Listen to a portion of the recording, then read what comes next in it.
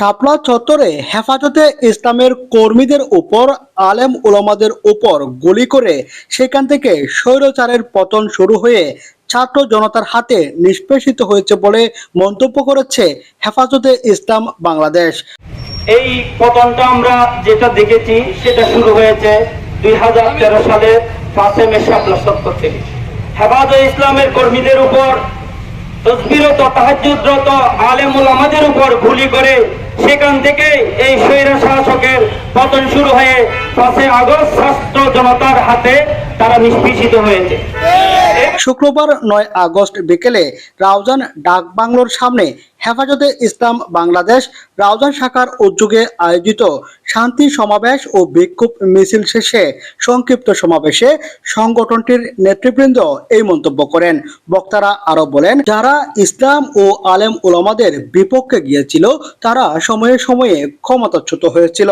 যারা সামনে সরকারে আসবে তাদের প্রতি আমরা উদারত আহ্বান জানাবো, আপনারা শিক্ষা গ্রহণ করবেন এবং আলেম উলামাদের সাথে নিয়ে কাজ করবেন, তা না হলে আপনাদের একই পরিণত হবে।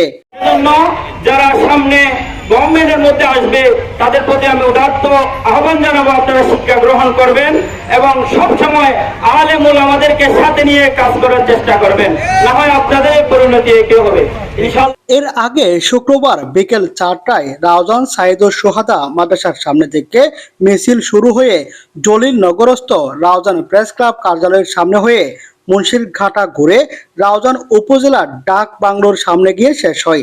সেখানে সংক্ষিপ্ত সমাবেশে হেফাজতে ইসলাম রাউজান শাখার নেতৃবৃন্দ বক্তব্য রাখেন। সরকারের পরিণত হয়েছে এটাই, হাতে সামনে চলে যায় পিছনে, বর্তমান সরকারের পরিণত হয়েছে এটাই। আর আমাদেরকে নির্যাতন এমন ভাবে করেছিল, ইফতার রোজা রমজান মাসে ইফতার নিয়ে সামনে বসে ইফতার করার জন্য এই গুন্ডা বাহিনী সায়াদ প্রশাসন এসে আমাদেরকে ইফতারের টাইমে উঠানিয়ে গেছিল। কার জন্য করছে ওই টাইমে আমাদেরকে অ্যারেস্ট করা হয়েছিল। কার নির্দেশ? সারা সরকার এখনই হাসিনার নির্দেশে বিচার হবে। আমরা স্পষ্টভাবে জানিয়ে দিতে চাচ্ছি, সামনে যারা গভর্নমেন্ট আসবে তারা যেন এখান থেকে হুঁশিয়ার, এখান থেকে সবক হাসিল করেন।